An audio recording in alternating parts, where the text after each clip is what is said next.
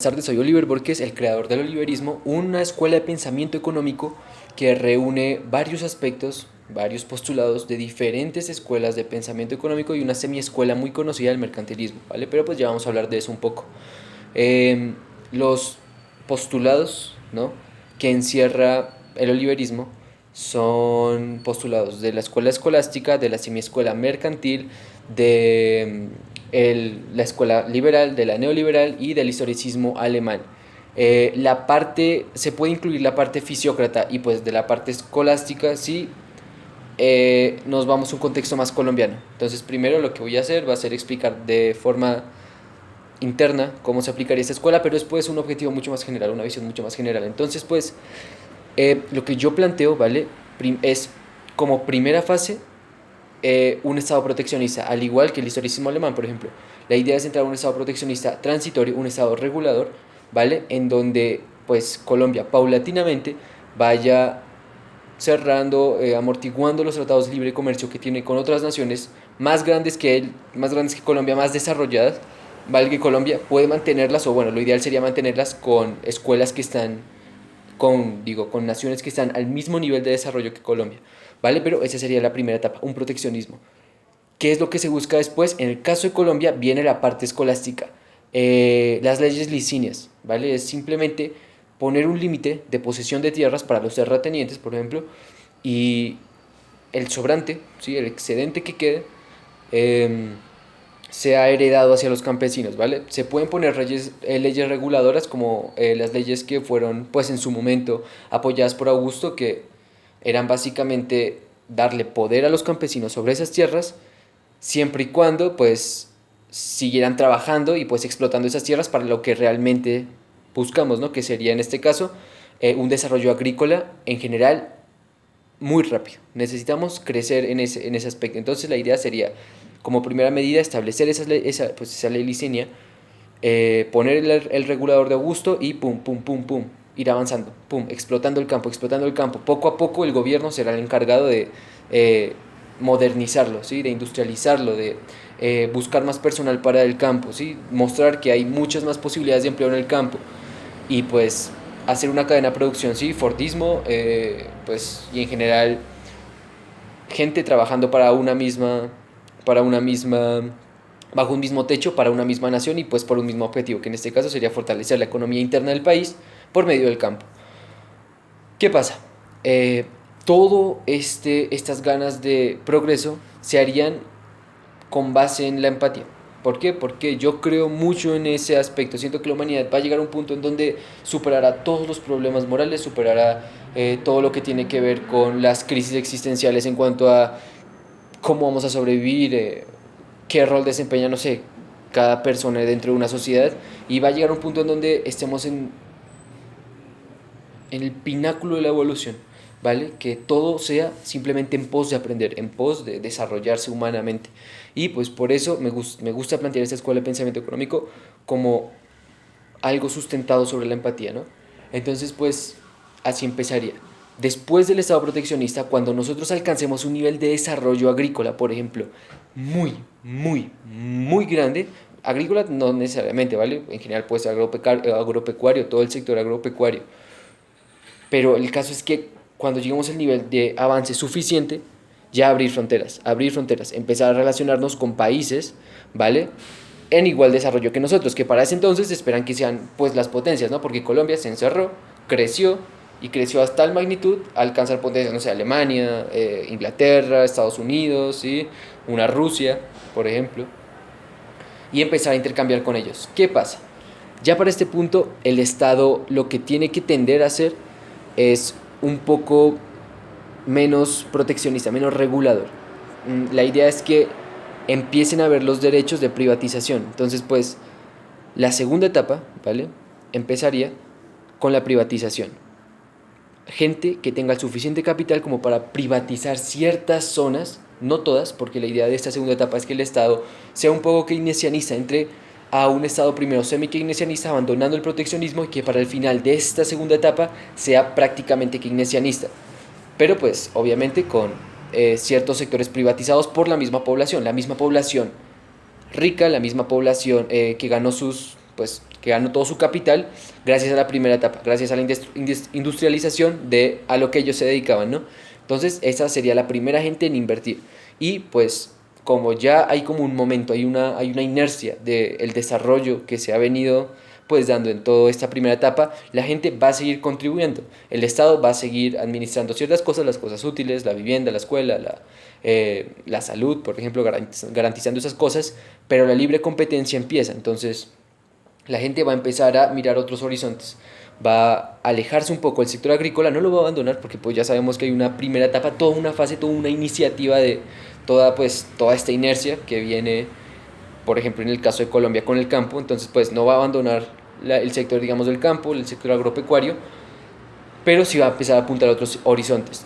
Para mí va a empezar a apuntar a horizontes que generen ganancia, sectores de la economía, por ejemplo, que ahorita están siendo, que impactan muchísimo, por ejemplo, el sector social con las redes sociales, con la influencia que puede tener simplemente un tweet en, en mucha gente. El sector textil, por ejemplo, pues esto es la bomba hoy en día, el que controla la moda, controla las interacciones sociales, controla las relaciones que tenemos entre nosotros, pues el sector agropecuario, además del sector tecnológico, que hoy en día, sinceramente, el sector científico y tecnológico es el que más potencial tiene a futuros, ¿no? Pero pues la gente va a empezar a apuntar hacia esos horizontes, hacia esos sectores, va a empezar a hacer negocios, ¿no? Hacia esos sectores. Poco a poco, esos sectores económicos van a ir ganando fuerza y van a crecer de manera mucho más acelerada, desproporcional al campo. El campo ya creció, por ejemplo, el sector agropecuario ya creció lo suficiente, va a seguir aumentando, pero los otros sectores van a ir escalando poco a poco. La segunda etapa finalizaría cuando estos sectores económicos, cuando estos negocios innovadores de la gente en relación a los otros sectores sobrepase o alcance al sector elegido en la primera etapa, que en este caso es el sector agropecuario. Una vez ahí, en la tercera fase, es donde se ve si sí o si no.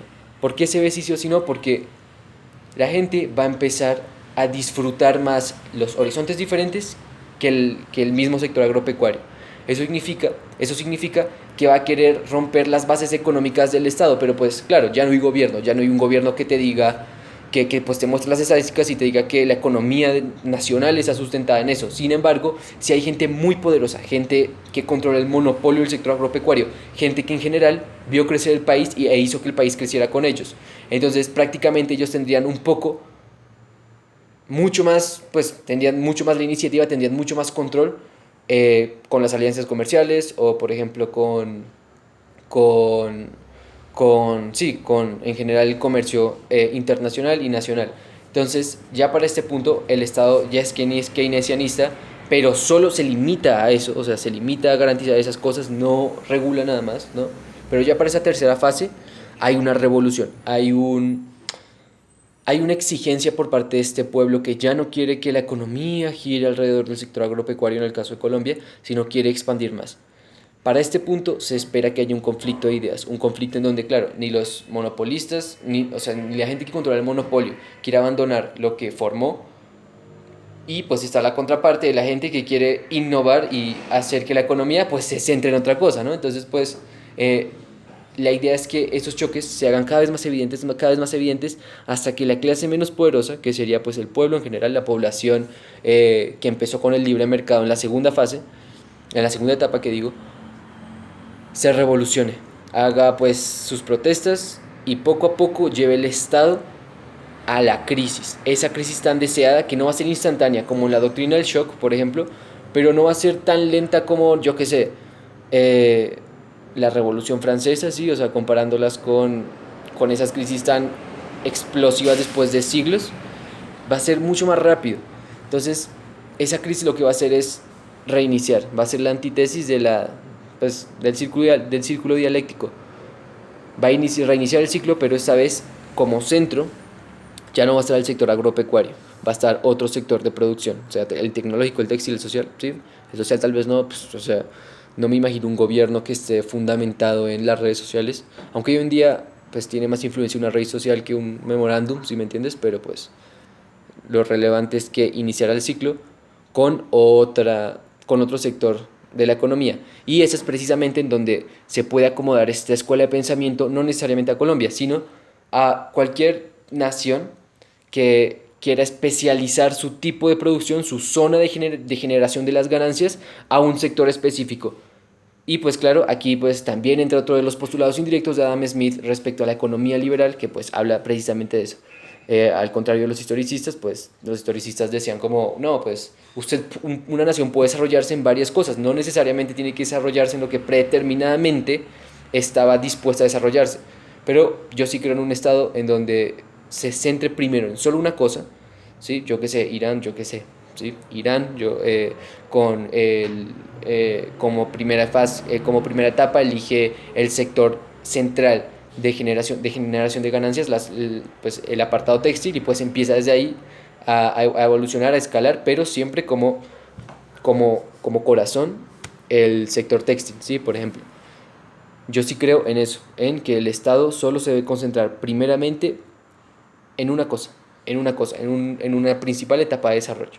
¿Sí? Entonces, pues, esa a grandes rasgos es mi escuela de pensamiento. Entonces, pues, se resume en proteccionismo, centrarse en la producción de solo una cosa, ¿vale? Centrarse en la modernización de esa cosa para entrar a una segunda etapa. Esa segunda etapa ya sería de la etapa en donde el Estado proteccionista cambia a un Estado semi-keynesianista, donde las políticas de libre competencia vayan aumentando y en donde pues en general la libre competencia pues a nivel nacional e internacional se va haciendo más presente, el neoliberalismo se vaya haciendo más presente, para que escalen de manera progresiva y de manera desproporcionada las demás áreas de conocimiento, las demás áreas que generan ganancia, para que exista una tercera fase, que sería la fase de inconformidad, el pueblo versus la gente que empezó a privatizar en la segunda fase, ¿vale? Con el capital que le dio la primera fase, haya una revolución y se inicia el ciclo de nuevo para cambiar de corazón, pues, el centro del sector productivo. Y eso a grandes rasgos es mi escuela de pensamiento económico, el oliverismo.